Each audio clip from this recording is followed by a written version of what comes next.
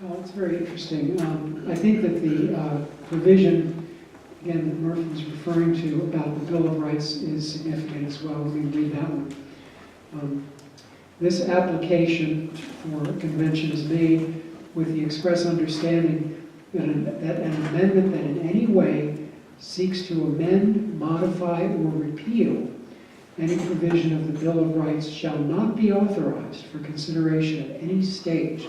So the Bill of Rights is being essentially set apart there and left untouched. Although I think that raises its own questions because, the Bill of Rights, I guess my question would be, which Bill of Rights are you talking about? Because the original Bill of Rights only limited the powers of the federal government, not the states. So I'm not sure whether, to the extent that there are efforts afoot to restrict the powers of the federal government, that it might not have some implications for certain Bill of Rights provisions. It's interesting, too, in the sense that it puts me in mind of the one proposed amendment that came very close to passage, which, of course, was the Equal Rights Amendment. This would seem to preclude that, but I don't think we're in any position to expect it anyway. Yes. I listen to podcasts, and in a podcast I was listening to, it was talking about the Constitutional Convention in Article 5, which was kind of an afterthought when they were doing the Constitution. It was something that Ben Franklin was kind of insistent on, that he wanted in there, and the whole idea for that Constitutional Convention came from the House of Commons in Great Britain, who wanted to make sure that the commoners had some way of if they needed to have some sort of powers or something. Have you heard that? I have not heard that. I wasn't quite sure with, how, but most of the things they said in this podcast were, I knew were true, but that was something that I don't know.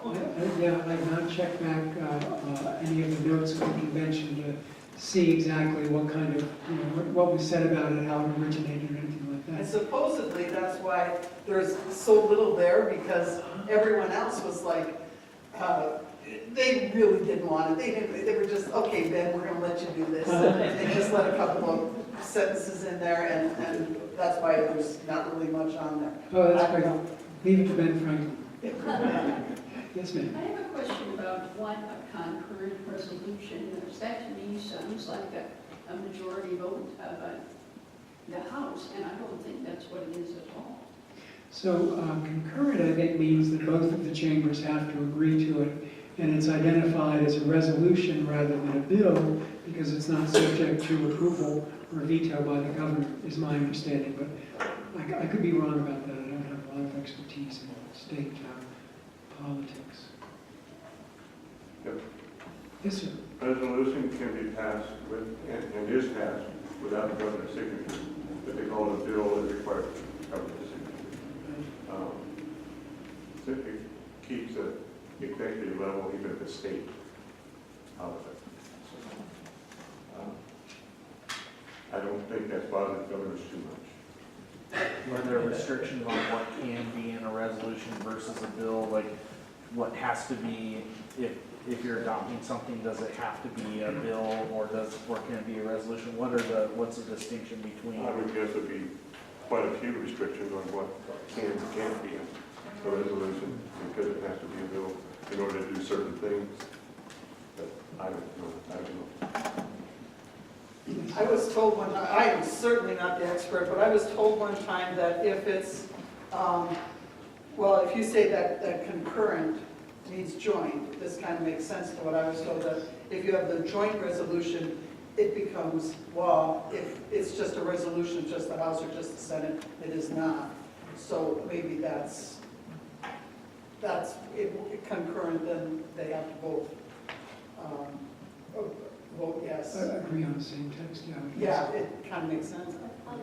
Just zeroing in on the word concurrent, I think the other significance of that word is that it's introduced in both chambers at the same time.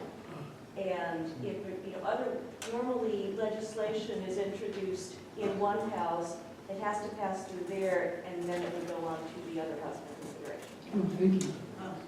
That makes sense. How many states have so far requested a convention?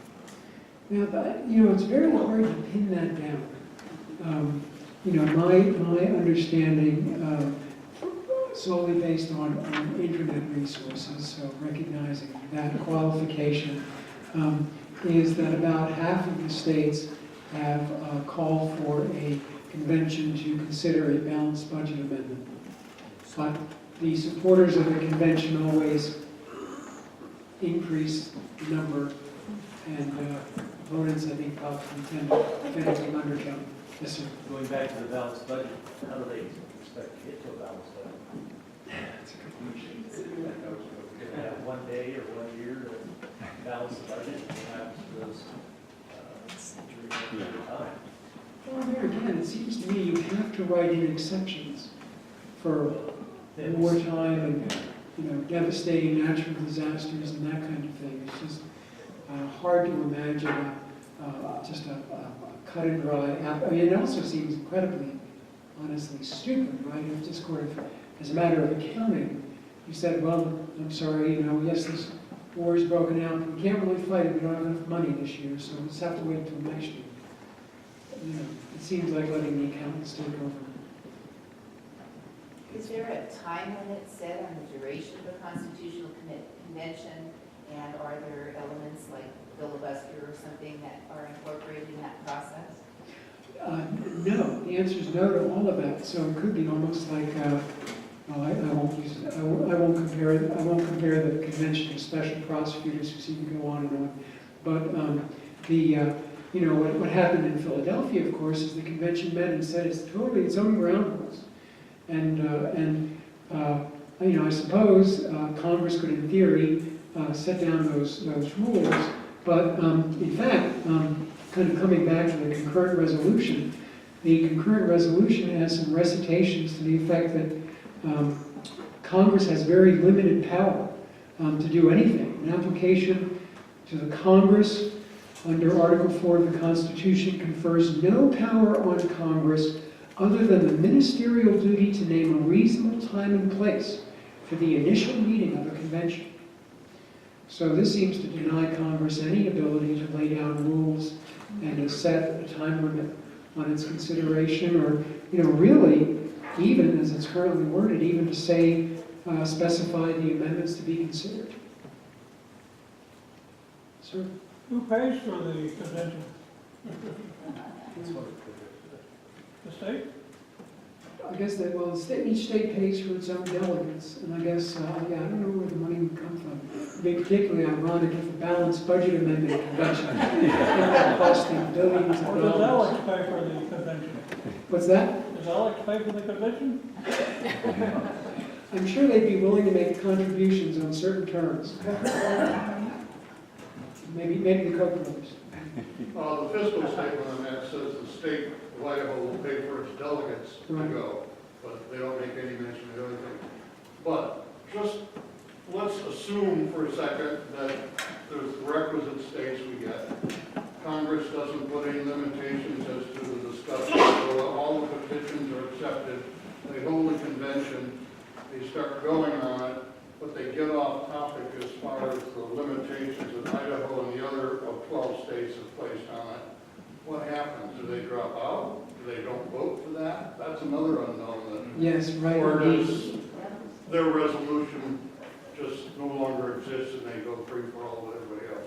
It's a very good question. And it does get into this issue that presumably, like this concurrent resolution has, there are instructions that would be given to each set of delegates, and there are mechanisms reportedly for dismissing delegates who wander off the page.